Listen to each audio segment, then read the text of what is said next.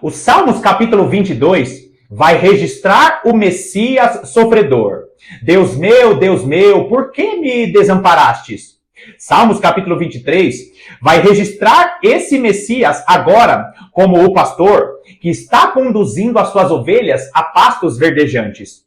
Esse pastor está entre as suas ovelhas, conduzindo essas ovelhas para que em um determinado momento todas as suas ovelhas estejam em um só aprisco. Em Salmos capítulo 24, o Messias que era sofredor, o Messias que foi o pastor, agora em Salmos capítulo 24, ele é o Rei da Glória.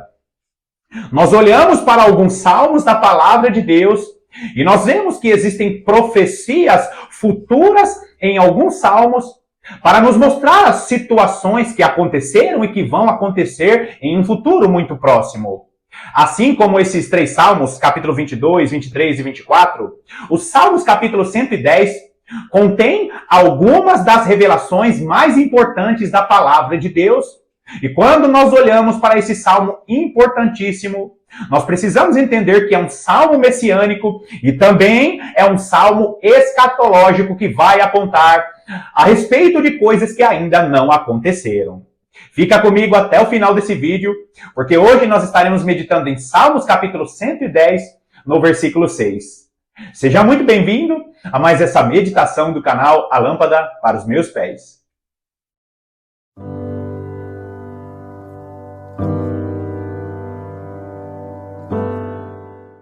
Nos últimos vídeos, nós falamos a respeito das revelações contidas nos primeiros versículos de Salmos capítulo 110.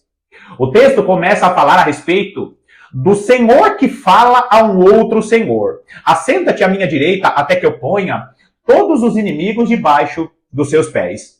Ali nós encontramos um diálogo de um Senhor, o Deus eterno, o Criador de todas as coisas, o Deus autoexistente, que é de eternidade a eternidade, falando com o outro Senhor, que está em uma posição de honra, dizendo que aquele Senhor que está assentado à destra, chegará um momento em que toda a criação ficará debaixo dos pés desse Senhor que hoje está em uma posição de honra. O Salmo 110, ele segue com mais revelações, e no versículo 4, nós encontramos o nosso Deus dizendo que estabeleceria uma ordem sacerdotal superior segundo a ordem de Melquisedeque. E quando nós voltamos lá para Gênesis capítulo 14, nós encontramos, nós lemos o encontro de Abraão com Melquisedeque, e ali aquele encontro de Abraão com Melquisedeque, podemos dizer que é um encontro profético, porque existem vários simbolismos, existem várias situações que aconteceram ali no encontro de Abraão com Melquisedeque, e Melquisedeque representa aquele que virá trazer uma ordem sacerdotal superior. E o que é uma ordem sacerdotal superior?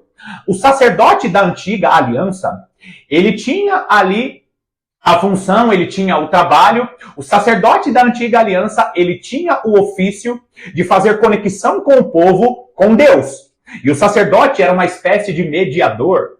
E quando Jesus Cristo morre na cruz do Calvário, ele estabelece uma nova ordem sacerdotal, uma ordem superior. O sacerdote, ele era um mediador. Jesus Cristo hoje, como único e suficiente mediador, ele é um mediador que abriu, que inaugurou uma nova conexão, uma conexão superior do povo com o Deus Criador de todas as coisas. Então, quando nós falamos da ordem superior ou do sacerdócio eterno segundo a ordem de Melquisedeque, nós estamos falando a respeito de uma conexão extraordinária que nunca houve na história, uma conexão do povo com Deus Criador de todas as coisas. Quando a igreja for arrebatada e glorificada, a igreja de Jesus Cristo será reis e sacerdotes. E os reis e sacerdotes serão sacerdotes por causa dessa mediação com as nações que estarão aqui na terra, e essas nações terão conexão com o Criador de todas as coisas por causa de Jesus Cristo e a igreja que estarão aqui nessa terra.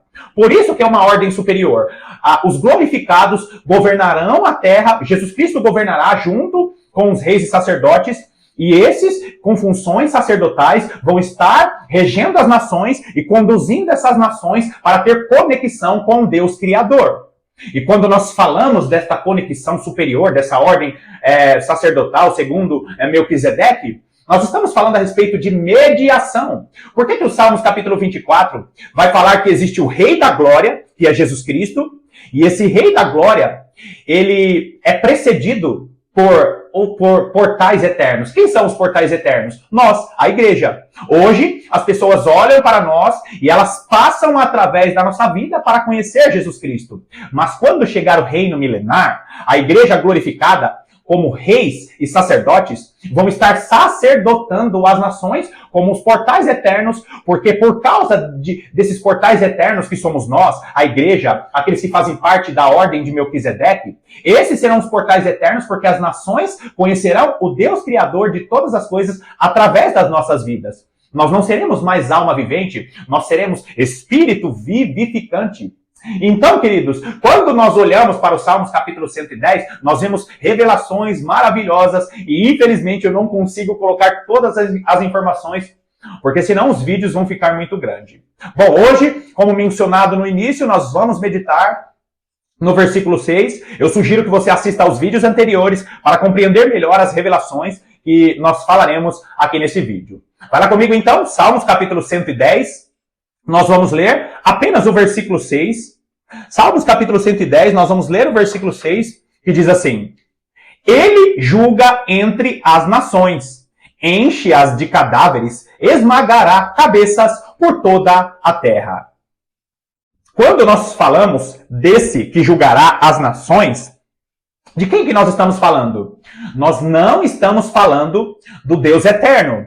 Nós não estamos falando do Yud-He-Vav-Hei. Nós não estamos falando daquele Senhor que se revelou através do tetragrama, daquelas 4 consoantes, daquelas 4 letras. O Senhor autoexistente, nós não estamos falando dele.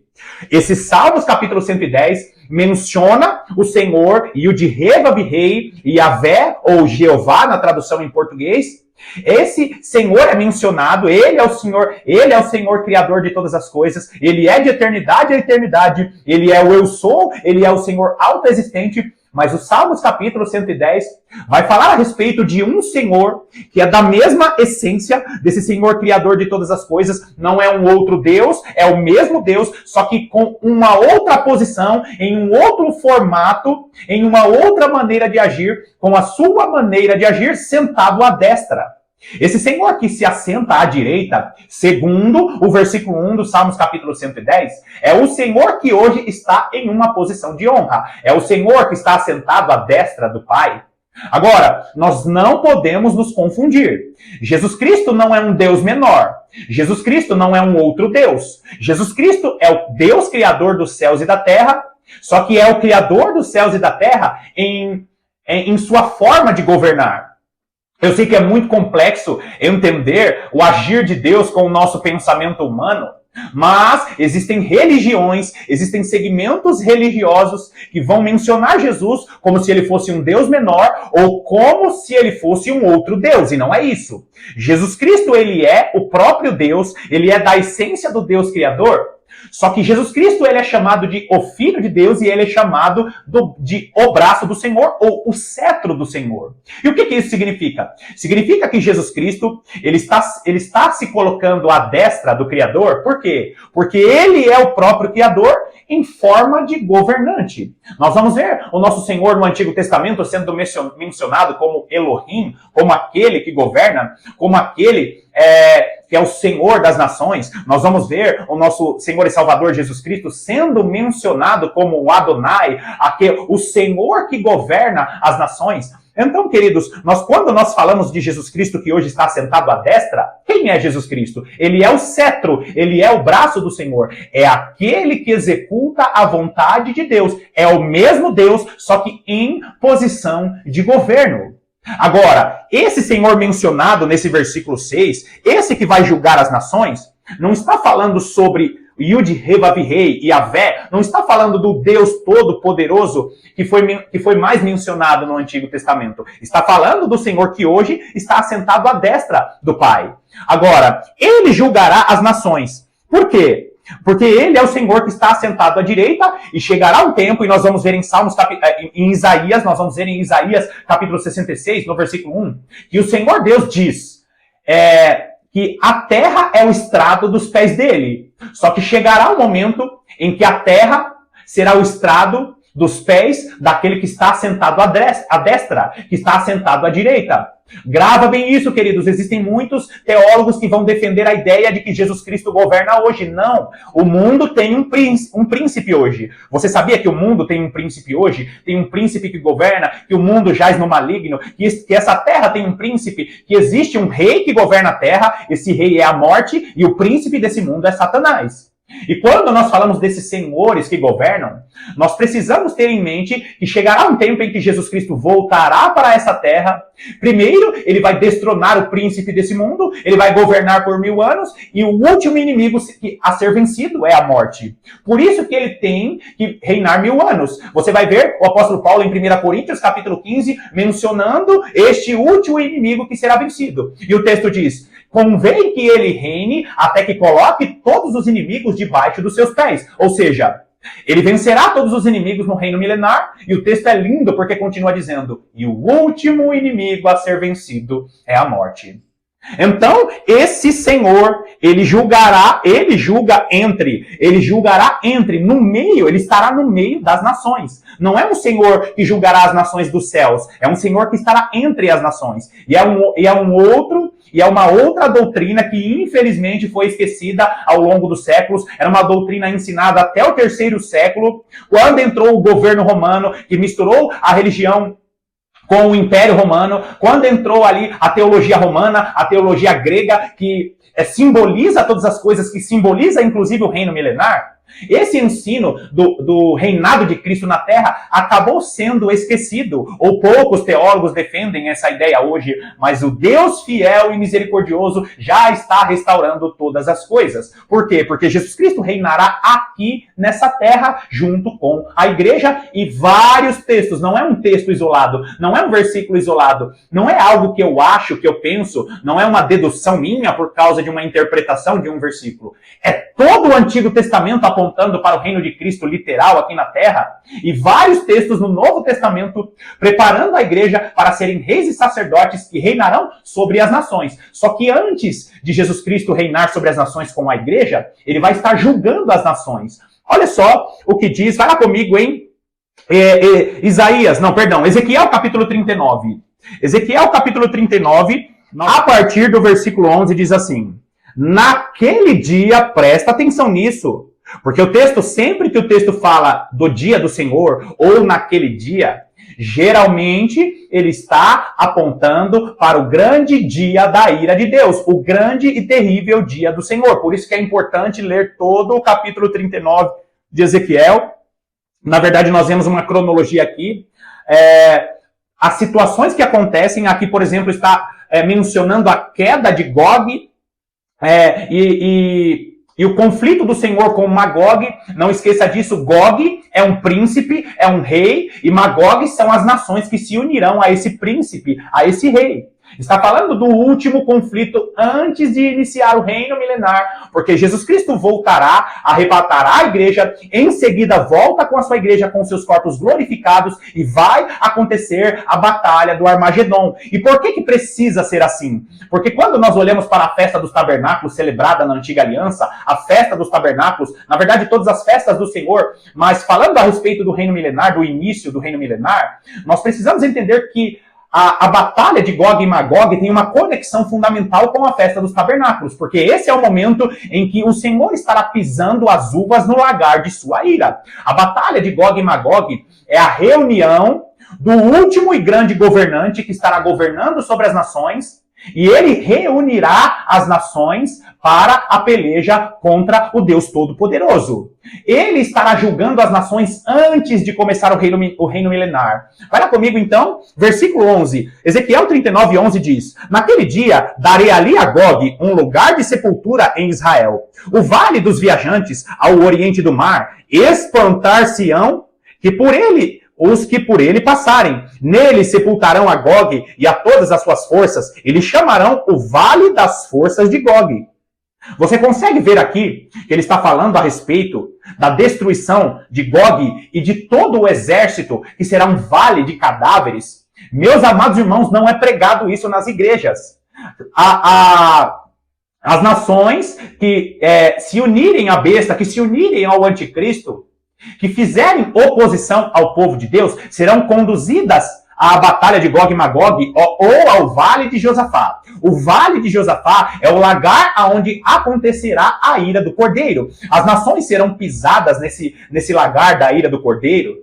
E ali, queridos, Gog e Magog serão julgados. Só que vão existir muitas pessoas que vão morrer ali, os inimigos de Deus, as nações inimigas de Deus, e será um momento muito terrível, o mais terrível da história da humanidade. Porque as nações inimigas que blasfemaram contra Deus, que cometeram violências, que oprimiram o povo de Deus, que oprimiram crianças, que fizeram coisas horrendas ao redor do mundo, essas nações serão julgadas. Só que o texto está dizendo que existirá um vale de pessoas mortas. Agora, olha o versículo 12. Durante 7 meses estará a casa de Israel a sepultá-los para limpar a terra.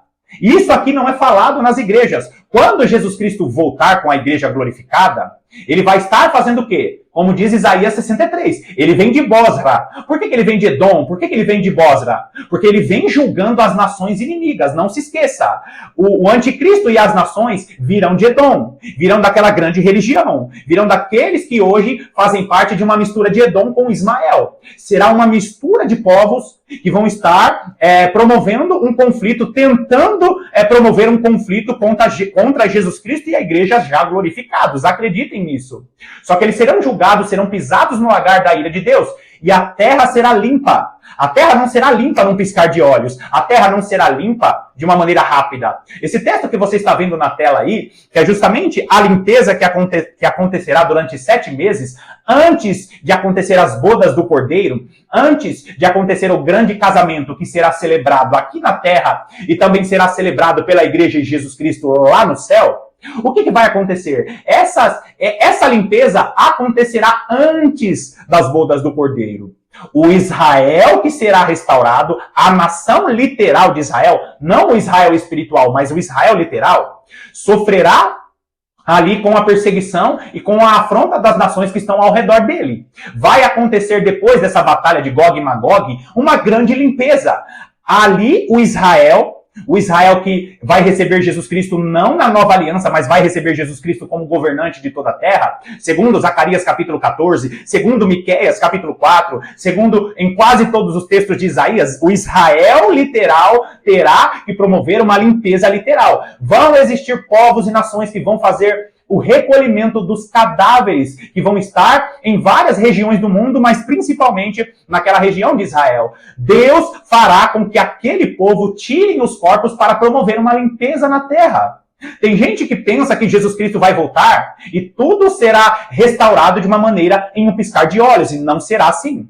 Por quê? Porque quando Jesus Cristo voltar com a igreja estará agindo segundo os padrões da eternidade. Nós teremos os nossos corpos glorificados, atravessaremos paredes e seremos como o Senhor. Lembra o texto em que o Senhor já glorificado aparece para os discípulos? Então, a igreja será assim, com seus corpos glorificados. Nós estaremos vivendo na dimensão segundo a ordem sacerdotal de Melquisedeque. Nós estaremos em uma conexão superior com o nosso Deus. Agora, as nações não. As nações vão estar aqui servindo a Deus no milênio e a igreja reinará sobre as nações como reis e sacerdotes. Então, queridos, essa limpeza que vai acontecer, está sendo mencionada nesse versículo 12, é uma limpeza que o Israel literal, que será restaurado como o Israel terreno e não o Israel glorificado, esse estará promovendo a limpeza daquela terra. Agora, olha o versículo 13. Sim, todo o povo da terra os sepultará. Ser-lhe-á memorável o dia em que eu for glorificado, diz o Senhor Deus. Agora, meus amados irmãos, pergunta. Na época de Ezequiel, o Criador dos céus e da terra não era glorificado? Por que ele está falando sobre o dia dele ser glorificado? Porque ele está falando a respeito do nosso Senhor e Salvador Jesus Cristo. Lembre-se disso. Aqui em Ezequiel, Jesus Cristo ainda era o mistério escondido. Quando nós olhamos para esse versículo 13, ele está falando sobre o quê? Sobre o dia em que absolutamente todas as nações da terra vão olhar para Jesus Cristo como Senhor de toda a terra. E esse dia, quando ocorrer essa limpeza, quando a terra estiver toda limpa, quando os céus se enrolarem como pergaminho, quando o Senhor Deus trocará o papel de parede da terra, trocará tudo aquilo que foi destruído pela humanidade. Por quê, meus amados irmãos? Porque o mundo, presta atenção nisso. Nós vamos ver principalmente nos textos traduzidos em grego no Novo Testamento, a diferença entre mundo e terra. Existem momentos em que é mencionado o mundo. Esse mundo passará. O planeta Terra não passará. O cosmos que nós conhecemos não passará. A Terra permanecerá. O que vai mudar? O Aion. O que é Aion? Aion é o sistema desse mundo. Tudo aquilo que foi contaminado por causa do pecado da humanidade será restaurado. Os animais serão restaurados. Toda a atmosfera será restaurada. Quando o texto fala que a terra será enrolada como um pergaminho, está falando sobre o quê? Que o sistema desse mundo será removido como um papel de parede. Aquele que vai julgar as nações promoverá uma limpeza na terra. Mas nós encontramos vários textos na palavra de Deus dizendo que a terra dura para sempre. Os planos de Deus não podem ser frustrados. É por isso que as teologias que simbolizam o reino milenar e que falam que a terra será destruída são teologias malignas e heréticas. Porque Jesus Cristo estará reinando com a igreja aqui nessa terra. O texto está dizendo o quê? Que no dia que ele for glorificado, coisas maravilhosas vão acontecer. Primeiro coisas terríveis, né? E depois coisas maravilhosas. Agora, queridos irmãos, vai lá comigo em 1 Coríntios capítulo 15. 1 Coríntios capítulo 15. 1 Coríntios capítulo 15, nós vamos ler dos versículos 20 até o versículo 26. E presta bastante atenção aqui, porque esse é um texto conectadíssimo com Salmos capítulo 110, falando a respeito daquele que está assentado à direita hoje e reinará sobre as nações no reino milenar até vencer o último inimigo. 1 Coríntios capítulo 15, a partir do versículo 20. E o versículo 20 diz assim: mas, de fato, Cristo ressuscitou dentre os mortos, sendo ele as primícias dos que dormem.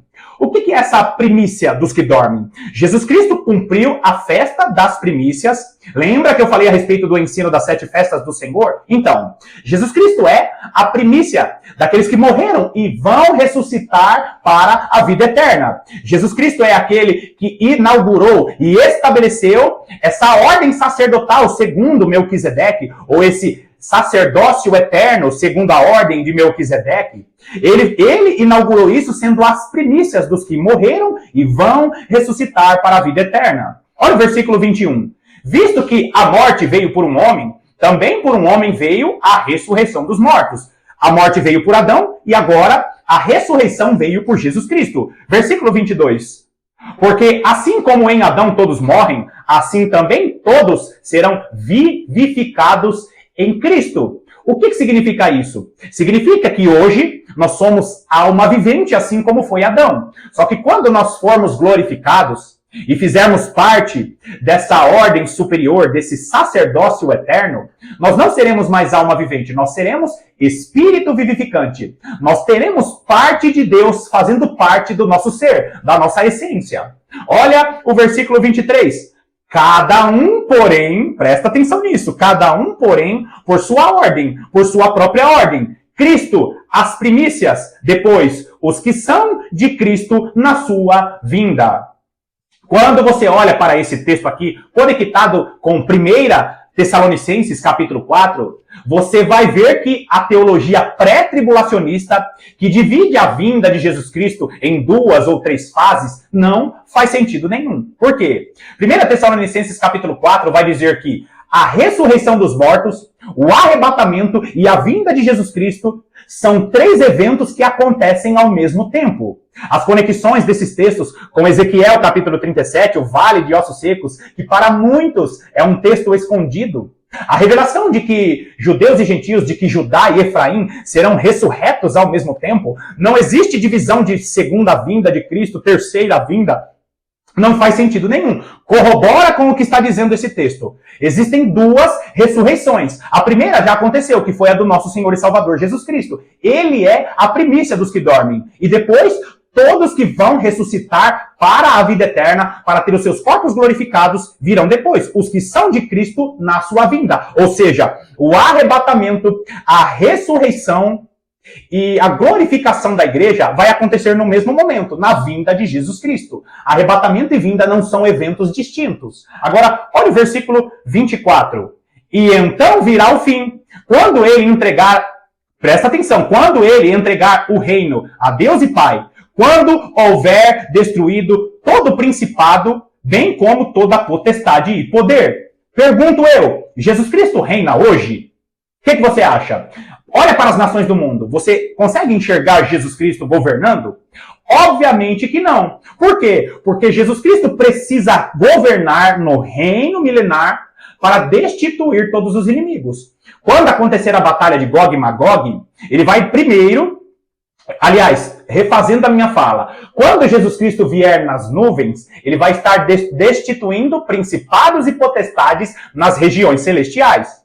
Depois que ele destituir principados e potestades nas regiões celestiais, é por isso que na grande tribulação vai acontecer muitas catástrofes, porque muitas potestades malignas serão arremessadas para a terra. É por isso que vão cair meteoros, é por isso que vão acontecer catástrofes naturais. São eventos que vão acontecer aqui na terra por causa de principados e potestades que serão destituídos nos ares. Tem muita gente que diz que não existe isso porque o mundo espiritual é um e o mundo terreno é outro. Queridos, tudo que nós conhecemos hoje no mundo material, ele tem início ou ele veio de uma ideia do mundo espiritual. Não pense que as coisas criadas no mundo hoje são coisas apenas da terra, porque a própria palavra vai dizer que aquilo que é visível foi criado a partir do invisível.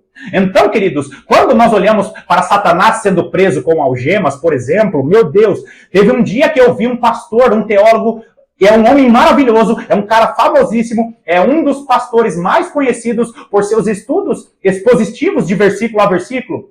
No estudo dele de Apocalipse, ele teve a coragem de dizer que não tem como Satanás ser preso por algemas, porque como eu vou prender um espírito por algemas? Ele teve a coragem e o absurdo de mencionar isso no estudo dele. Um homem inteligente, mas que foi subjugado por uma teologia reformada que infelizmente simboliza todas as coisas e nega o reino de Jesus Cristo aqui nessa terra.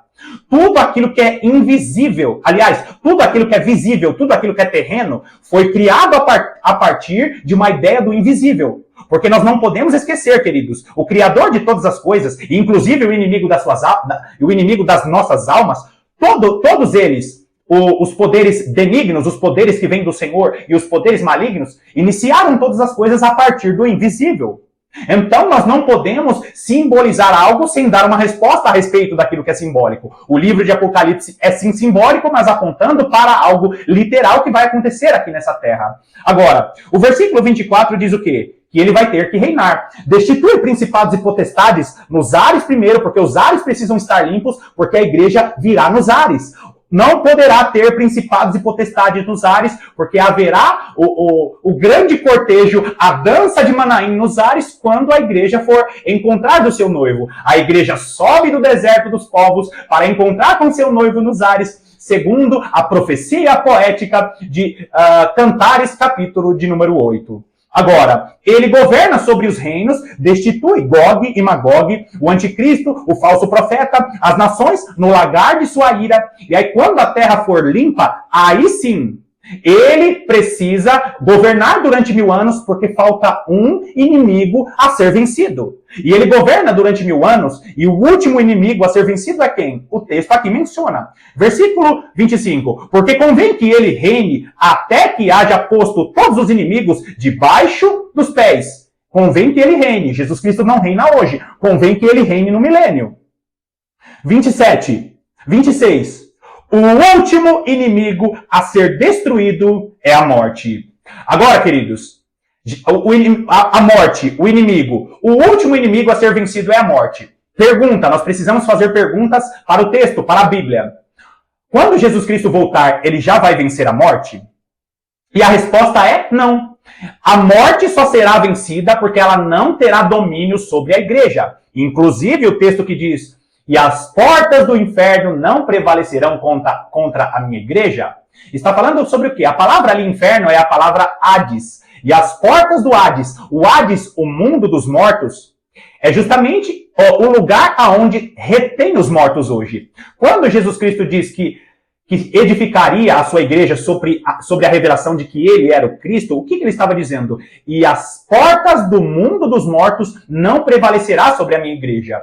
O que ele está dizendo? Que quando ele voltar para governar sobre as nações, a morte não reinará mais sobre aqueles que fazem parte da nova aliança. Só que as nações que estiverem no milênio, depois da grande tribulação, não fazem parte da nova aliança, não fazem parte da ordem sacerdotal, segundo Melquisedeque, o sacerdócio eterno. A morte não terá domínio sobre os reis e sacerdotes, mas terá domínio sobre as nações. Irmão Paulo, me dá textos bíblicos para que eu confirme isso. Basta você ir para Zacarias capítulo 8, Zacarias capítulo 14, Miqueias capítulo 4. Nós vamos encontrar Isaías capítulo 2, Isaías capítulo 11, Isaías dos capítulos 60 até o 66. Existem vários textos que nos mostram que as nações vão estar aqui no reino milenar, as nações vão morrer, as nações vão ter a idade como a idade da árvore, vão viver muitos anos, vai lembrar o início de todas as coisas, quando a humanidade vivia 300, 400, alguns chegavam a 900 anos.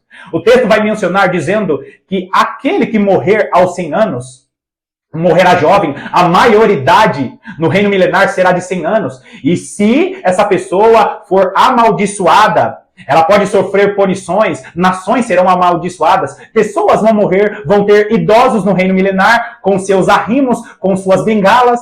Queridos irmãos, a igreja, depois que Jesus Cristo voltar, vai estar glorificada, vai estar vivendo na dimensão sacerdotal segundo a ordem de Melquisedeque. Só que as nações não vão estar mais, as nações não vão estar vivendo nessa ordem sacerdotal, mas também não terão influências de Satanás, que estará preso. O que as nações vão estar vivendo? Elas vão estar vivendo na plenitude do nosso Deus, só que ainda em carne humana, só que ainda no corpo dessa carne.